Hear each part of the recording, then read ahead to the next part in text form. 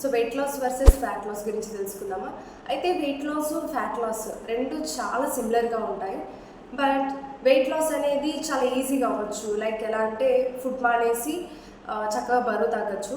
కానీ fat loss అలా కాదు. సో ఫ్యాట్ లాస్లో ప్రతిదీ బ్యాలెన్స్డ్గా ఉండాలి. So balanced carbohydrates, balanced protein and balanced fibre, ఇవన్నీ కూడా బ్యాలెన్స్ చేసుకుంటూ ఫిజికల్ యాక్టివిటీ చేస్తూ అండ్ మంచిగా వాటర్ తీసుకుంటూ మంచిగా నిద్రపోతూ ఇవన్నీ కూడా బ్యాలెన్స్ చేసుకుంటేనే మీరు ఫ్యాట్ లాస్ అవుతారు. అంటే సింపుల్గా మనం లైఫ్ స్టైల్ కరెక్షన్స్ కూడా చేసుకోవాలి. సో బట్ అందరూ కూడా అనుకుంటారు మేము వెయిట్ లాస్ అయితే సరిపోతుంది కదా, మళ్ళీ ఫ్యాట్ లాస్ ఏంటి అనేది. సో మన మేజర్ గోల్ ఎప్పుడు కూడా ఫ్యాట్ లాస్ ఉండాలి. కానీ వెయిట్ లాస్ డెడ్ ఈజీ, చాలా ఈజీ. బట్ ఫ్యాట్ లాస్ అనేది చాలా ఇంపార్టెంట్. ఈ ఫ్యాట్ లాస్ ప్రాసెస్లో మనకి మజిల్ కూడా గెయిన్ అవుతుంది. సో మజిల్ గెయిన్ అప్పుడు మీకు ఏమవుతుంది అంటే కనుక చక్కగా వెయిట్ని లైఫ్ టైం మనం మేనేజ్మెంట్ చేసుకోవచ్చు, చాలా హెల్తీగా ఉండొచ్చు. అయితే మీరు ఇప్పుడు ఫ్యాట్ లాస్లో ఉన్నారా, వెయిట్ లాస్లో ఉన్నారా?